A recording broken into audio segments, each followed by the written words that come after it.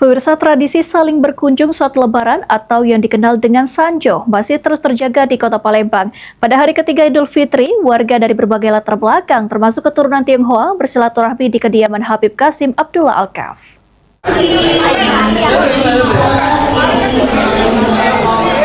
Suasana hangat Lebaran terasa di rumah Habib Qasim Abdullah Al-Kaf. Sejak pagi hingga siang hari warga terus berdatangan untuk bersilaturahmi. Tidak hanya umat muslim, sejumlah warga keturunan Tionghoa juga hadir untuk sanjo Lebaran ke rumah Dai Kota Palembang ini. Erni Tandajaya, warga keturunan Tionghoa yang mewakili Persatuan Islam Tionghoa Indonesia Sumatera Selatan mengatakan, setelah hari pertama dan kedua Lebaran menggelar open house di rumah masing-masing, pada hari ketiga mereka melanjutkan tradisi dengan berkunjung dan saling bermaaf-maafan. Kegiatan ini diharapkan dapat terus mempererat persaudaraan serta menjaga toleransi antar umat beragama di Sumatera Selatan.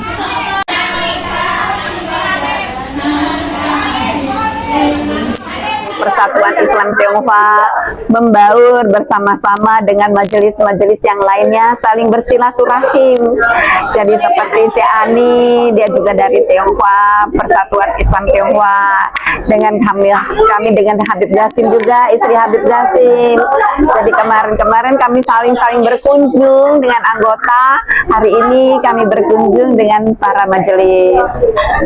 Hari di rumah Cece juga ada keluarga yang belum muslim, semuanya ikut merayakannya di rumah kami. Alhamdulillah. Dalam kedatangan ke rumah Habib Qasim ini, warga disambut dengan hidangan khas Lebaran. Suasana semakin meriah dengan lantunan sholawat yang mengiringi kebersamaan para tamu. Habib Qasim Abdullah Al-Kaf menyampaikan jika Lebaran ketiga, ada warga keturunan Tionghoa yang datang ke tempatnya untuk berlebaran. Jemaah majlis kita ini lebih kurang 2.000 orang jumlahnya.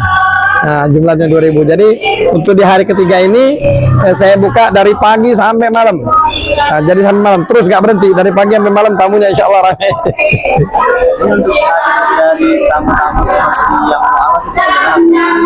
Ya, ada sebagian mereka ada yang mualaf karena di jemaah majlis kita kebetulan mualafnya yang luar biasa. Jadi kalau kebanyakan mualaf yang kita santunin, ini mualafnya nyantunin. Subhanallah. Melalui tradisi sanjo, momen Lebaran tidak hanya menjadi ajang silaturahmi, tetapi juga memperkuat kebersamaan lintas budaya dan agama di tengah masyarakat.